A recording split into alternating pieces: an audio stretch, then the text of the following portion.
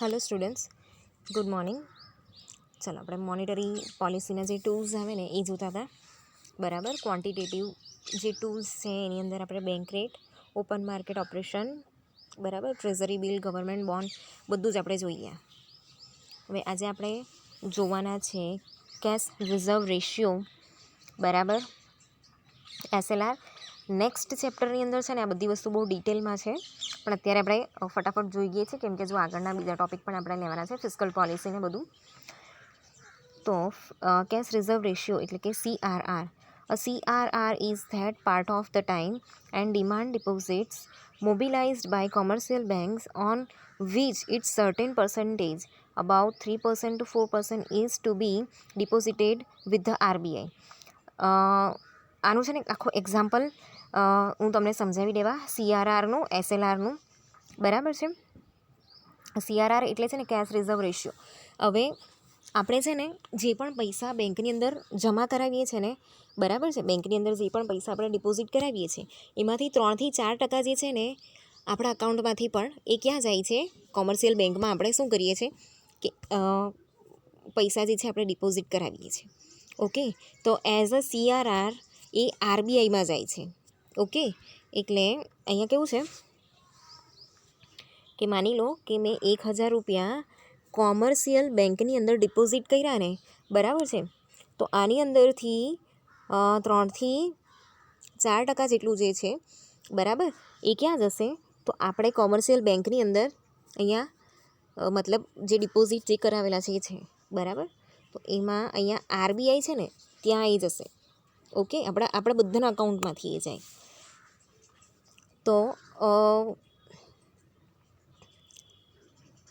a CRR is that part of the time and demand deposits mobilized by commercial banks. બરાબર, commercial bank જે છે ત્યાં આપણે શું કરીએ છીએ કે આપણું અકાઉન્ટ ખોલાવીએ છીએ, પૈસા જમા કરાવીએ છીએ, અને જે પૈસા જમા થયેલા હોય એમાંથી અમુક પર્સન્ટેજ જે છે એ કોમર્શિયલ બેંકમાંથી RBIમાં જમા થાય છે, બરાબર, ડિપોઝિટ થાય છે. હવે નેક્સ્ટ છે SLR, statutory liquid ratio. The commercial banks are required to invest a part of their time and demand deposits in the government approved securities. About 22% to 25% of this amount are to be invested in such securities. તો જે commercial banks છે, બરાબર છે, એ લોકોને કેવું છે કે as a part of investment એ લોકોએ અહીંયા કેટલાક ગવર્મેન્ટ અપ્રૂવ સિક્યુરિટીઝ છે, બરાબર છે. ગવર્મેન્ટ સિક્યુરિટીઝ એ જે આ ગવર્મેન્ટ બોન્ડ છે ને એના જેવું જ આવે, બરાબર છે. ત્યાં અમુક ટકા એટલે કે 22 થી 25% જે અમાઉન્ટ છે ને ત્યાં ઇન્વેસ્ટ કરવાનું હોય. ઓકે, તો ગવર્મેન્ટ તરફથી બી એ લોકોને એક સિક્યુરિટી જે છે, બરાબર, એઝ અ ઇન્વેસ્ટમેન્ટ અહીંયા પ્રોવાઈડ થાય છે. જો આ ગૂગલ પર જ ખોલેલું છે, સ્ટેચ્યુટરી લિક્વિડ રેશિયો, બરાબર છે. તો in India, the statutory liquid ratio is the government term for the reserve requirement that commercial banks are required to maintain in the form of કેશના ફોર્મમાં, ગોલ્ડના ફોર્મમાં, ગોલ્ડ રિઝર્વ્સ, આપણે જે ગોલ્ડ મૂકીએ છીએ ને એ, બરાબર. PSU શું છે મારે જોવું પડશે. પછી બોન્ડ્સ, જે ગવર્મેન્ટ બોન્ડ્સ જે છે મેં તમને કીધું એ, જેના પર ઇન્ટરેસ્ટ મળે છે એ. Okay, Reserve Bank of India approve securities before providing credit to the customer. જો આ એક એક્ઝામ્પલ છે SLRનું, બરાબર છે. તો જો આપણે બેંકમાં છે ને એઝ અ ઇન્ડિવિજ્યુઅલ આપણે 1000 રૂપિયા ડિપોઝિટ કરીએ છીએ બેંકમાં, બરાબર છે. તો એમાંથી 200 રૂપિયા જે છે, માની લો કે SLR જે રેટ છે એ 20% છે, બરાબર છે. તો આપણા 1000 રૂપિયામાંથી જે 200 રૂપિયા છે ને એમાંથી આ જે ગવર્મેન્ટ સિક્યુરિટીઝ છે, જે બોન્ડ છે કે પછી એને રિલેટેડ જે પણ વસ્તુ છે ને, બરાબર, એના માટે ચૂકવાય છે, બરાબર છે. અને બાકીના 800 છે ને અહીંયા એઝ અ બેલેન્સ એ રહી છે. ઓકે, અને અહીંયાથી જે ઇન્ટરેસ્ટ મળે એ ફરીથી બેંકમાં જમા થાય છે. આખી જે વસ્તુ છે ડિટેલમાં એ હું તમને એના એક્ઝામ્પલની સાથે આવતા ચેપ્ટરની અંદર ડિટેલમાં છે ત્યારે કરાવીશ. ચાલો એના પછી જોઈએ રેપો રેટ.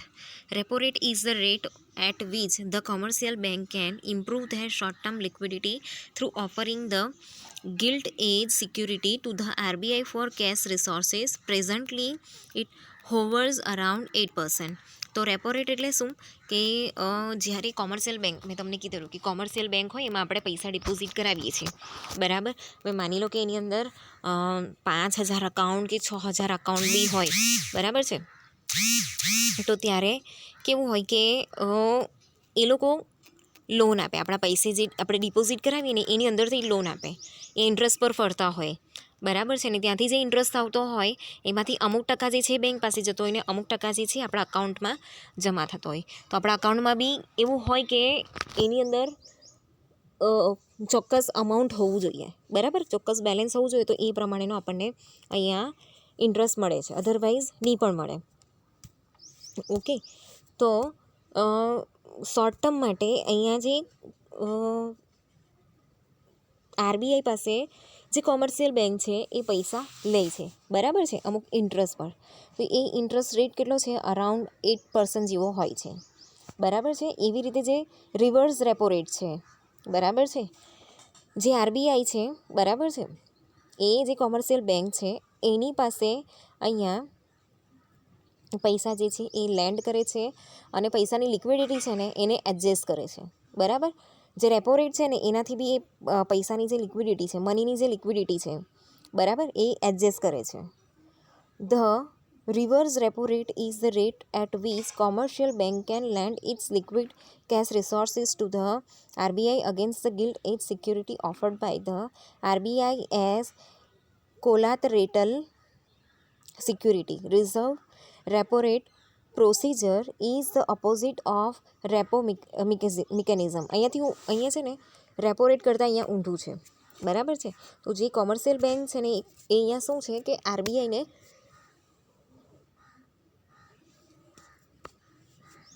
પૈસા જે છે એ પ્રોવાઈડ કરે છે બરાબર છે. તો અહીંયા જે પૈસાની લિક્વિડિટી જે છે ને એને એડજસ્ટ કરવા માટે આ બે વસ્તુ જે છે એ ચાલે છે.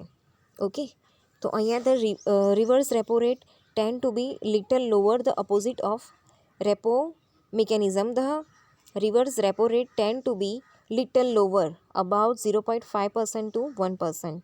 Then the repo rate, presently it hovers around 7%. બરાબર છે. એ મતલબ ઓછામાં ઓછું 0.5%થી 1% થાય છે બરાબર છે. અને 7% અત્યારે તો 7% ચાલે છે. બુક બી જૂની છે એટલે આની અંદર ફરક આવ્યો હશે બરાબર. આ જે ઇન્ટરેસ્ટ રેટ છે એની અંદર હજી ફરક આવ્યો હશે. ચાલો, તો હવે આપણે જોઈએ એના ક્વોલિટેટિવ ટૂલ્સ. ચાલો, તો હવે આપણે જોઈએ qualitative tools. The above mention quantitative tools of monetary policy monitor the general liquidity in the economy બરાબર. તો જે મનીની લિક્વિડિટી છે બરાબર એને મેન્ટેન કરવા માટે, એને એડજસ્ટ કરવા માટે આ બધી પોલિસી જે છે એ આરબીઆઈ દ્વારા લાવવામાં આવેલી હોય છે બરાબર છે, કે ગવર્મેન્ટ દ્વારા લાવવામાં આવેલી હોય છે. અને જે નીચેની જે બે પાર્ટ આપેલા છે તમને દેખાય છે, ક્રેડિટ રેશનિંગ અને માર્જિનલ રિક્વાયરમેન્ટ બરાબર, એ બે ક્વોલિટેટિવ ટૂલ્સ છે બરાબર. The below mention qualitative tools are industry and segment specific, thus they are also known as selective credit control tools. Some popular qualitative tools are briefly explained as under. તો એમાં પહેલું છે credit rationing. તો એમાં આપણે જોઈએ the term rationing refers to the deliberate decision about use of limited resources in two popular ways. તો અહીંયા જે ટર્મ આપેલી છે રીઝનિંગ બરાબર છે, એને અહીંયા બે વેની અંદર ડિવાઈડ કરવામાં આવેલું છે. The market driven which is determined by the force of demand and supply. જેટલું માર્કેટની અંદર ડિમાન્ડ હોય છે બરાબર એટલી અહીંયા સપ્લાય થતી હોય છે બરાબર છે. એના દ્વારા માર્કેટ કેવું છે એ નક્કી કરવામાં આવે છે. અને બીજું છે administered allocation by the central authority બરાબર છે.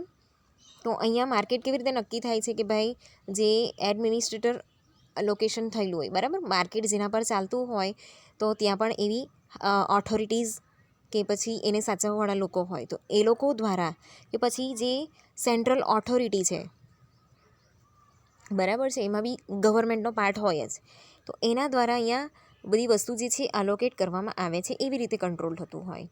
The bank credit is a scarce national resource. It has to be used in a planned manner as per the plan objective as specified by the government.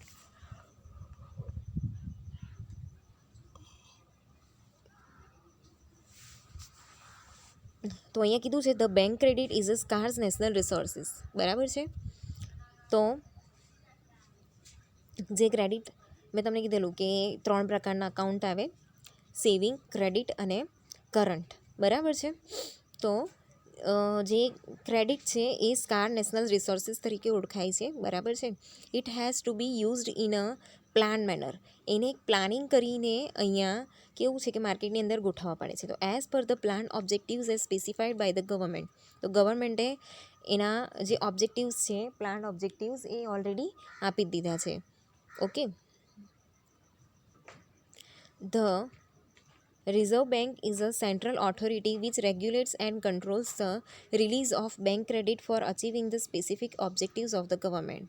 જે reserve bank જે છે, okay, તો એ અહીંયા central authority કહેવાય છે આ બધી વસ્તુને રેગ્યુલેટ કરવા માટે અને કંટ્રોલ કરવા માટે. આપણે આગળ જોઈ ગયા એવી રીતે જ, બરાબર છે.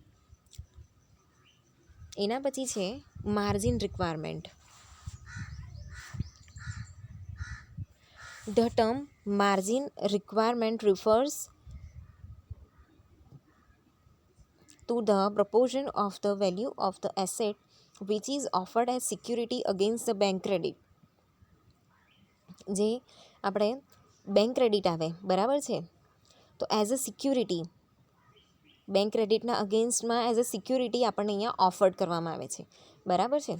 તો આપણે કેવું છે કે જે વસ્તુ ઇન્વેસ્ટમેન્ટ કરેલું છે એની જે પણ એસેટ છે આપણી, બરાબર છે, એ એસેટની અંદર આપણને એની જે પણ વેલ્યુ આવતી હોય, બરાબર છે, એ પ્રમાણે અહીંયા બેંક ક્રેડિટની અગેન્સ્ટમાં એઝ અ સિક્યુરિટી આપણને આપવામાં આવે છે. એક્ઝામ્પલ આપેલું છે.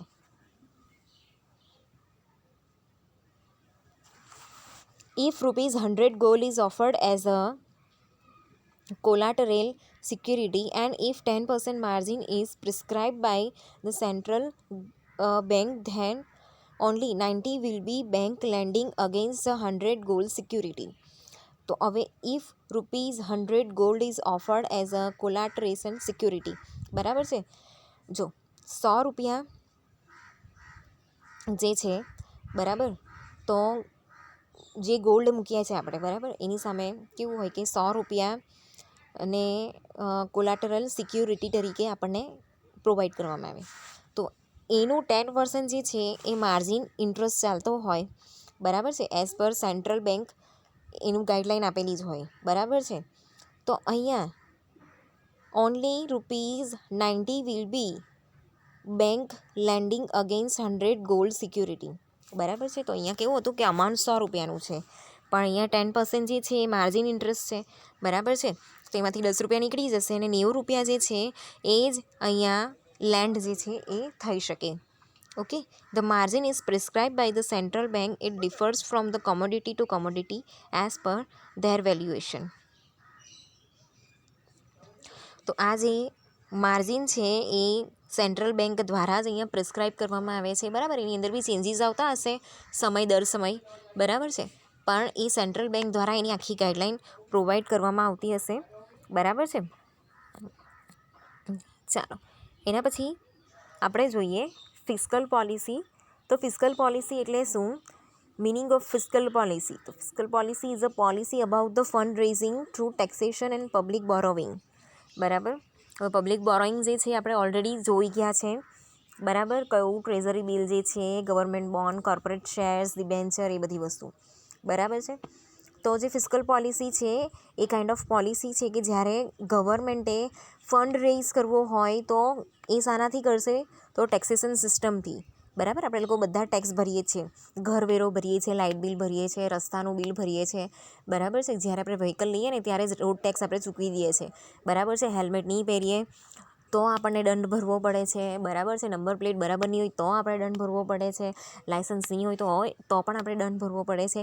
બહુ બધી વસ્તુને આપણે એઝ અ ટેક્સ ચૂકવીએ છીએ અહીંયા, બરાબર છે. આપણે કોઈ બી વસ્તુ લઈએ છીએ તો એની પાછળ બી ટેક્સ ચૂકવીએ છીએ. 5 રૂપિયાની બિસ્કિટ બી લઈએ ને તો એમાં આપણે જે છે 50 પૈસા તો ટેક્સના જ ચૂકવતા હોઈએ, બરાબર છે. આપણે કોઈ બી પ્રોડક્ટ લઈએ ને તો પ્રોડક્ટની કિંમતની બાજુમાં લખેલું હોય ઇન્ક્લુડિંગ ઓલ ટેક્સીસ, બરાબર છે. એ બધા જે ટેક્સીસ છે એ આપણે ઓલરેડી ચૂકવીએ છીએ. ઓકે, તો ફંડ રેઝ કરવા માટે અહીંયા ટેક્સેશન સિસ્ટમ અને પબ્લિક બોરોઈંગ. તો પબ્લિક બોરોઈંગની અંદર treasury bill, government bonds, corporate shares એ બધાની વાત આપણે કરી જ ગયા, બરાબર છે.